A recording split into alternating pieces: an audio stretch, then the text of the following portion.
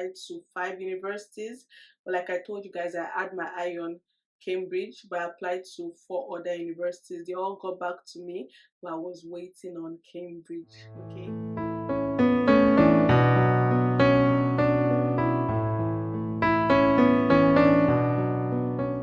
Hi guys, my name is Wumi and welcome back to my channel, guys. I'm so glad to have you here. So in today's video, I'm going to be telling you about how I moved from Nigeria to the UK. So guys, just come up with me, sit back, relax, take your popcorn, your juice, your hot coffee, whatever you want to do, and let's get into the video, guys. So in today's video, I'm just going to tell you about my experience and how I started the process. So I always knew that I was going to further my education. I always knew that my pit stop or my last bus stop was going to be PhD for me.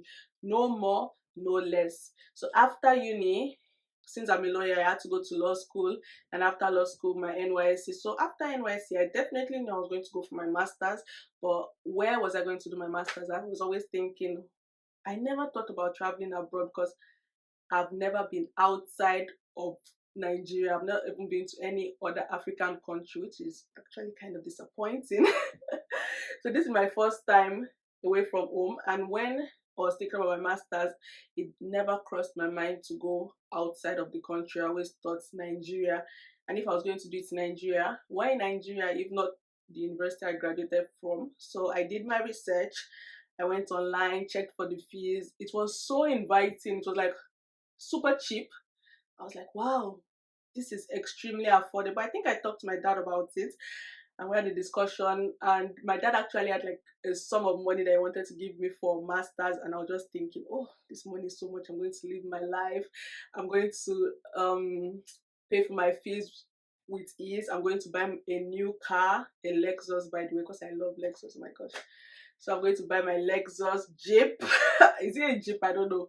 Don't come for me in the comment section, but I'm going to buy my Lexus. I'm going to be driving around town, you know, living it up. But in the middle of 2019, I thought about it. I don't know where the idea came from. I think I was watching a lot of YouTube videos, and I saw something about the UK, and I was like, wouldn't that be nice, going outside the country for my master's? And anybody that knows me knows I have this obsessive nature. I don't know how to explain, but when something is stuck in my head, it's so freaking hard to get out. Like right now, Michael Jackson is stuck in my head. I've been obsessing over his life, death, career, but moving on. So at that time, I was obsessing over my master's, and I was like, I think I would like to do it in the UK. So I did my research. I checked the fees. I looked for like almost the cheapest uni, kind of. So my own priority was the expense, so the fees, how the school treats international students, the place I'm going to be living in, how expensive or not. So I knew that London was out of it for me, because everybody knows London is one of the most expensive cities in the world. And I was like, nope, it's not going to be London for me. So after my research, I decided on choosing Cambridge.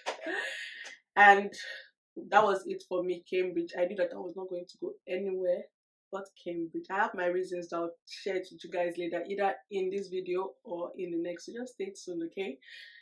So after you've decided on where you're going to go for uni, the next step is the application process.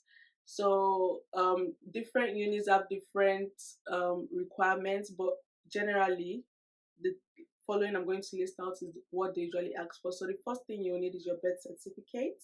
So the next thing on the list, guys, is your passports. I know, passports, so obvious, right? But what I noticed is that lots of Nigerians don't usually have their passport till we want to do something like travel abroad. I am one of those Nigerians, guys. I did not have my passport with me. I never even thought about getting a passport till I wanted to actually make this move to or make this transition, if you call it, to go abroad.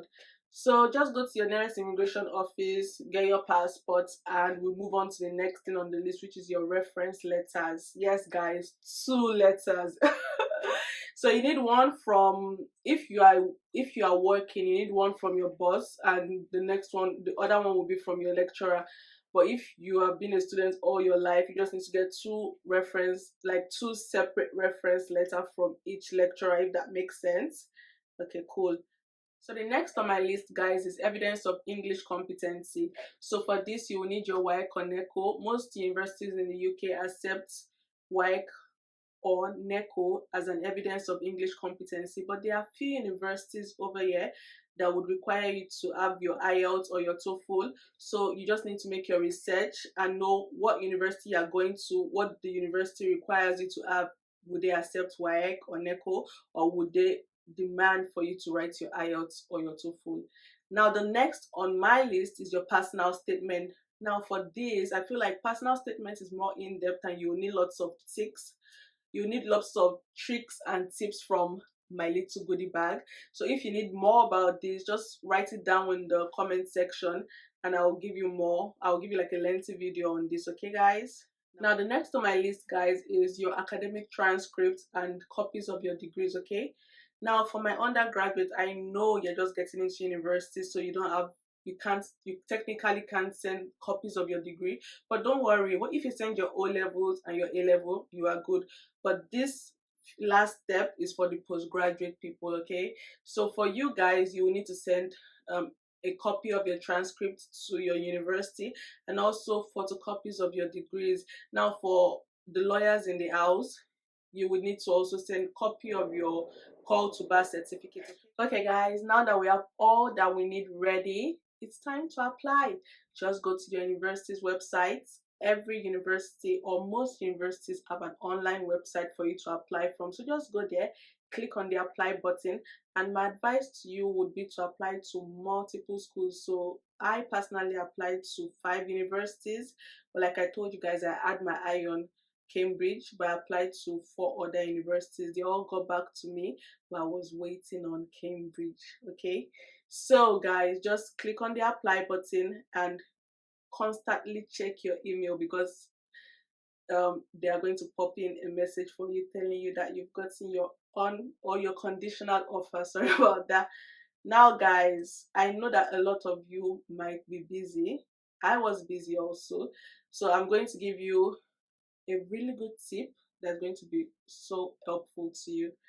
Now guys, I know that lots of people apply through agency. I feel like you can do it yourself, but there are exceptions to this rule. There are people that are busy, they have families, they have work, so they are really so busy that they can't focus on their application. Okay, so for those people, I have a free agency that I can share with you. Okay, they are called the UKEAS.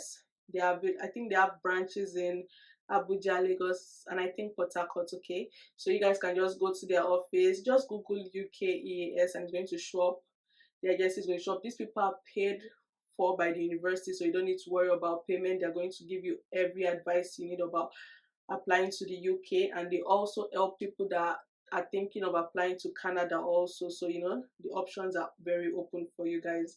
So just go over there, they help you with your application process and it makes it super easy. But my advice to you is to be very careful, because we are all human beings, so most of the time they make like a little bit of error, so you just have to like follow up with the process, okay? And after your application process is done, now we wait, because we literally cannot do anything without the school being your sponsor. So we have to wait for them to get back to us. And on that note guys, make sure you like, comment, share and subscribe to my channel. And in my next video I'm going to talk about the visa application process, okay guys?